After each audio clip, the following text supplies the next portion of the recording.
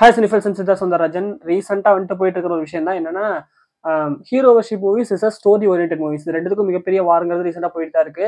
So ஒரு பக்கம் hero worship பண்ற மாதிரி, அதாவது கதை ரொம்ப சிம்பிளா வச்சுக்கிட்டு அதுல அந்த ஹீரோ கேரக்டருக்கு பயங்கரமா பில்டப் பண்றதோ, இல்ல அந்த ஆக்டருடைய பழைய படங்கள் ரெஃபரன்ஸ் வச்சு அந்த பில்டப் ஏற்றி ஒரு தரமான படத்தை கொடுக்கறதோ, இது ஒரு சைட் இருக்கு. அதே சமயத்துல எந்த ஆக்டரா இருந்தாலும் பரவாயில்ல, வளர்ந்து வர ஆக்டரோ இல்ல புது ஆக்டரோ அவருக்கு வந்து நான் ஸ்டோரி மட்டுமே வச்சு ஒரு தரமான படம் கொடுப்பேன் அப்படிங்கிற ஒரு படம். இந்த சொல்லிட்டு ரெண்டு விஷயங்கிறது இருக்கு.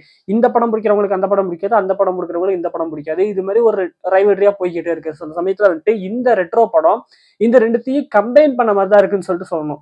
இந்த சூர்யா சார் இருக்காரு. ஸோ சூர்யா சாருக்கு வந்துட்டு அந்த பழைய ரெஃபரன்சஸுமே இருக்கு. அதே சமயத்துல ஹீரோ வர்ஷிப்னு அந்த ஹீரோ பில்டப் பண்றதுக்குமே இருக்கு. அதே சமயத்துல ஸ்டோரி இருக்கு. அப்படி ஒரு தரமான படமா தான் இந்த ரெட்ரோங்கிறது வந்து இருக்கு. ஸோ மொத்தமா என்னென்ன விஷயங்கள் இருக்குன்னு சொல்லிட்டு நம்ம பாத்துருவோமா?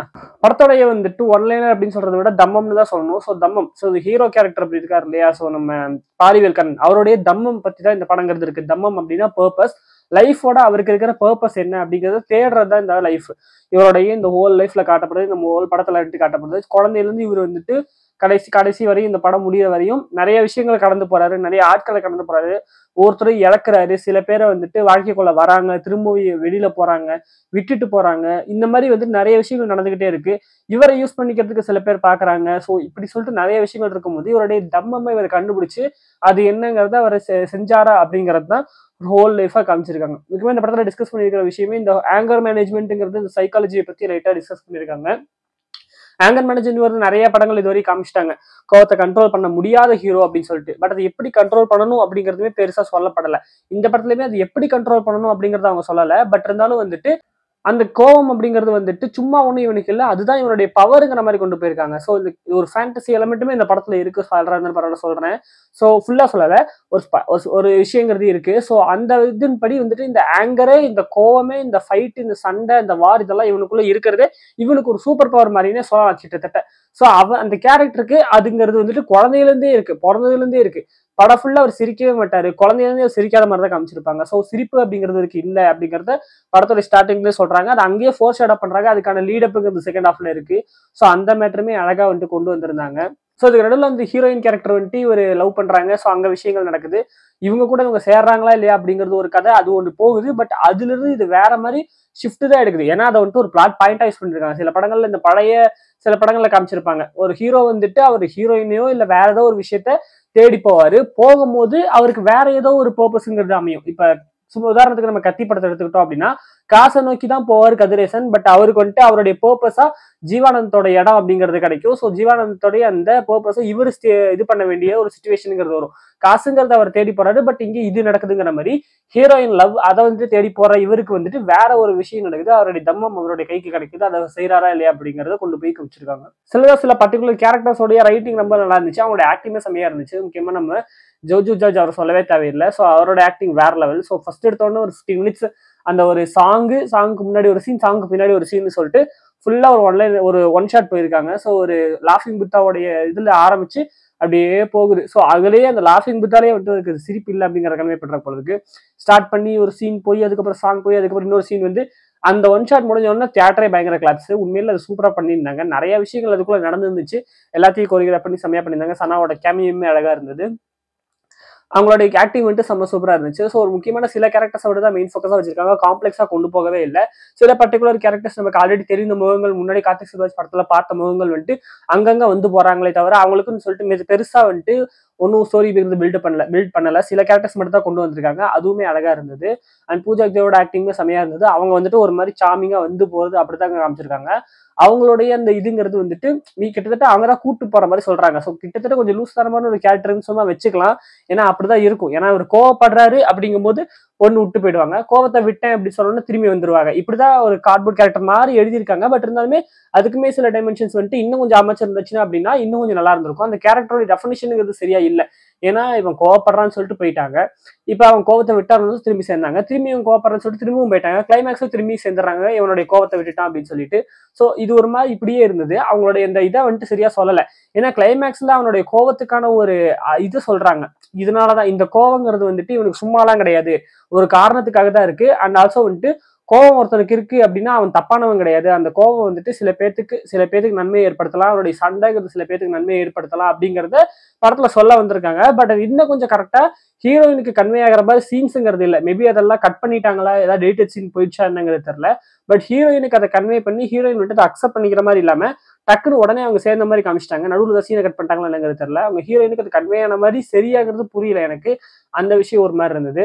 அண்ட் அந்த ஷட்டானியா நடிச்சார்ல ஜெகன் அவரு அந்த படத்துலயே ஒரு மெயின் வில்லனா வராரு. செகண்ட் ஹாஃப்ல இன்ட்ரோடியூஸ் ஆயிட்டு கிளைமேக்ஸ் வரையும் லீட் ஆயிட்டு போகுது. ஸோ அவருடைய அப்பா அவங்க செஞ்ச சம்பவம் அவங்களுடைய பாஸ்ட்ல அது அவங்களுக்கு திருப்பி கர்மாவா வந்து அடிக்குது அப்படிங்கிற மாதிரி காமிச்சிருக்காங்க. ஸோ அந்த கர்மாவோடைய அந்த உருவமா நம்ம பாரிவேல் கண்ணன் வர மாதிரி காமிச்சிருக்காங்க. ஸோ அது ஒரு இதா இருந்துச்சு, நல்லா இருந்துச்சு. அண்ட் அந்த ஃபைட்டிங், அந்த இடம், அதுக்கு சம்பந்தப்பட்ட நிறைய விஷயங்கள் அது எல்லாமே சூப்பரா. அந்த ஃபைட்டிங்கோடைய அந்த ரூல்ஸ் அண்ட் ரெகுலேஷன்ஸ் அப்படி போட்டு அவங்க ஃபைட் பண்ணிட்டு இருக்காங்க. அதுக்குள்ள இவர் போறாருன்னு சொல்லிட்டு நிறைய விஷயங்கள் இருந்துச்சு. அதெல்லாமே ஸ்பாய்லர்ஸ், அதெல்லாம் நான் சொல்ல வரல. அதெல்லாம் நல்லா இருந்தது. அண்ட் இந்த படம் வந்துட்டு ஒரு இதிகாசம் சம்பந்தப்பட்ட அது ஒரு மாதிரியே டச் ஆகி வருது. அது எல்லாமே நான் ஸ்பாய்லர் ரிவ்யூ நான் கொடுக்கறேன்னு தெரியல. என்னால முடிஞ்சா நான் கொடுக்குறேன். ஸோ அதில் வந்துட்டு சொல்றேன். இன்னும் கொஞ்ச நாள் போகட்டும். ஸோ அதுல வந்துட்டு நிறைய விஷயங்களுக்கு இருந்தது. ஒரு இதிகாசம் டச் பண்ற மாதிரி.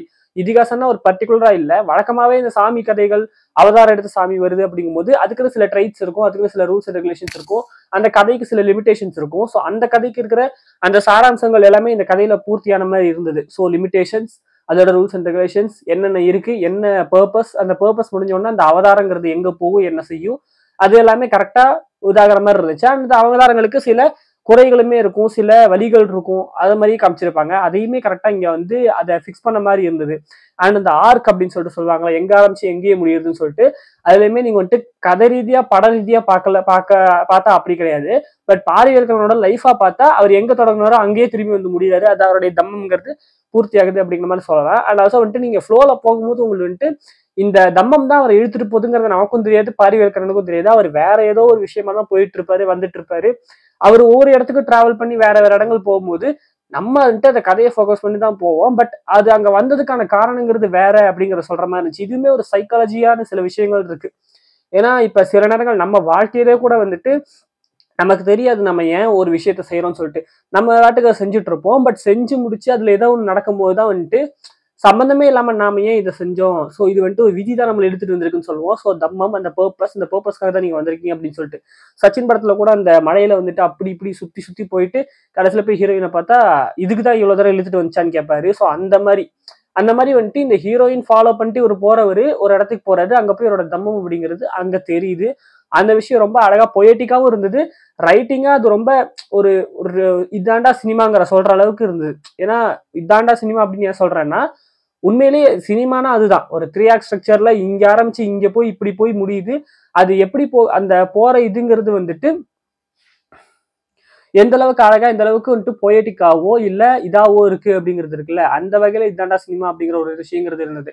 ஏன்னா சில படங்கள் வந்துட்டு இப்ப குட் பேட் இந்த மாதிரி படங்கள் அதெல்லாம் இதாண்டா சினிமான்னு சொல்ற அளவுக்கு படங்கள் கிடையாது. Such enjoyable film. அந்த ஃபிலிம்லாம் பாத்தீங்கன்னா உங்களுக்கு தெரியாது இதனாலதான் நடந்துச்சு, இதுல இந்த லேயர் இருக்கு, இந்த மேட்டர்லாம் கிடையவே கிடையாது, ஸ்ட்ரெயிட் நோ ஸ்டோரி, அதெல்லாம் அப்படி நம்ம எடுத்துக்க முடியாது. பட் இந்த படங்கிறது இதாண்டா சினிமா அப்படிங்கிறதுக்கு ஒர்த்தா இருந்தது. சனாவோட மியூசிக்குங்கிறது வந்துட்டு இந்த கன்னிமா சாங்லயோ the one and Lucia fucking அந்த இதுல மட்டுமே இல்லாம நிறைய பேக்ரவுண்ட் ஸ்கோர்ஸ்ல புதுசா சில விஷயங்கள் இன்ஸ்ட்ருமெண்ட்ஸுங்கிறது எனக்கு தெரிஞ்சுது. நிறைய ஒரு இடத்துல வந்துட்டு ஒரு அந்த அந்தமான்ல நடக்குதாரு இந்த கதைகள் சில இடங்கள் இருக்கு. மேபி அந்த லாங்குவேஜா இல்ல வேற ஏதாவது லாங்குவேஜான்னு தெரியல. அந்த லாங்குவேஜ்லயும் ஒரு பாட்டு மாதிரி ஒன்று பேக்ரவுண்ட்ல வருது. அதுக்கப்புறம் சில இன்ஸ்ட்ருமெண்டேஷன்லாம் பயங்கர புதுசா இருந்தது. இப்படி என்னடா இது எங்க இருந்தாரு எட்டு வந்தாரு அந்த மாதிரி அளவுக்கு வந்துட்டு பயங்கரமா இருந்தது. அந்த மியூசிக்லாம் பயங்கர சூப்பரா இருந்தது. ஸோ அந்த பேக்ரவுண்ட் ஸ்கோர்ஸ்ல வந்துட்டு எலிவேஷனும் இருக்கு, அதே சமயத்துல ஒரு புதுவிதமான பிளேவருமே கொண்டு வந்திருக்காரு இந்த படத்துக்குள்ளன்னு சொல்லிட்டு சொல்லலாம். அந்த வகையில அதெல்லாம் பிரமாதம். சனாவோட மியூசிக் வந்துட்டு தூக்கி நிறுத்துது. அண்ட் முக்கியமா சொல்ல வேண்டிய விஷயம் இந்த படத்துல வந்துட்டு ஆக்ஷன் சீக்வன்ஸ் தான் முக்கியமா வேற லெவல். ஏன்னா வந்துட்டு பயங்கரமா வந்துட்டு அடிச்சு பறக்க விட்டு அந்த ஆக்ஷனும் இல்ல, பயங்கரமா வந்துட்டு செட் பீஸ் வச்சு அந்த ஆக்ஷனும் இல்ல. ரொம்ப சிம்பிளான ஃபைட்ஸ் தான் எல்லாமே, ஹேண்ட் டு ஹேண்டோ இல்ல வெப்பன்ஸ் வச்சுட்டு ஃபைட் பண்றதுதான். பட் அதை முடிஞ்ச அளவுக்கு கிரவுண்டடாகவும் அதே சமயத்துல பயங்கர சூப்பரான இதாகவும் கொடுத்துருக்காங்க. அதாவது ஒரு அட்ரலின் ஏறுற மாதிரி ஒரு ஃபைட் சீக்வன்ஸ் அப்படிங்கிறது இருந்துச்சு.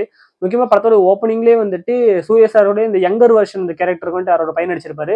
அந்த பையனுக்கே ஒரு ஃபைட்டுங்கிறது இருக்கு ட்ரெயின்ல. அந்த பையன் சம சூப்பரா அந்த ஃபைட்டுங்கிறது இருந்தது. அந்த பையன் வந்துட்டு அந்த ஃபைட்டை பிலீவ் பண்ண வைக்கிறான். அந்த ஒரு பையனோட இது உருவத்துல இவனால இப்படி அடிக்க முடியும்னு சொல்லிட்டு பிலீவ் பண்ண வச்சான் அந்த பையன்.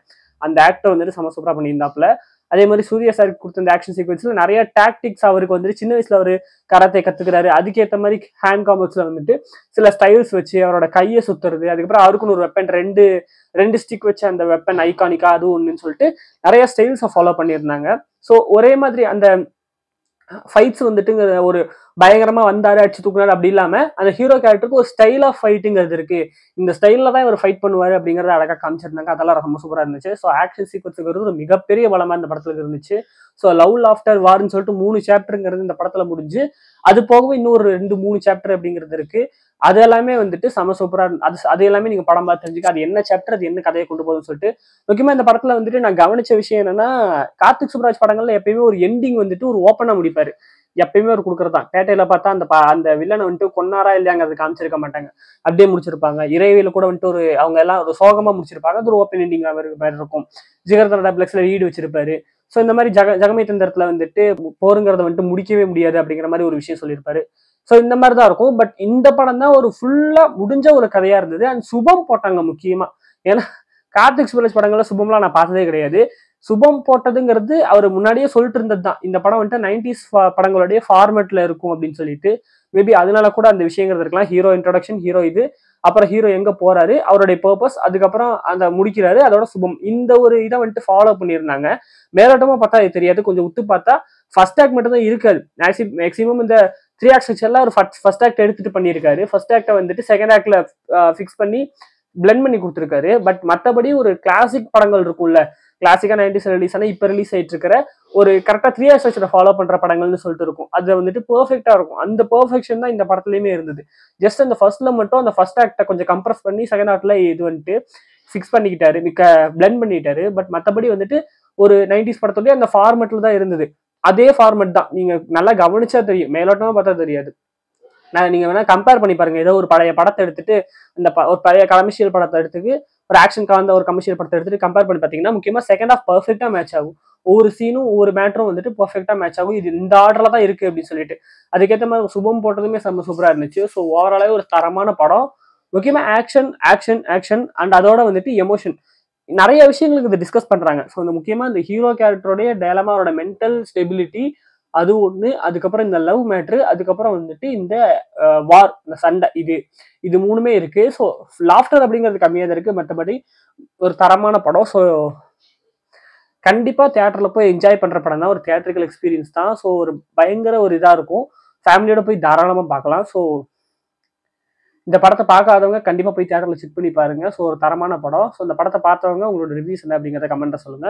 ஸோ கட் அண்ட் ரைட்டா சொல்லிக்கிறேன், கரெக்டா இந்த படத்தை பார்த்துருங்க. ஸோ உங்களை வந்துட்டு இன்னொரு பார்க்குறேன். அது வரைக்கும் பை ஃப்ரம் சித்தார்த் சுந்தரராஜன்.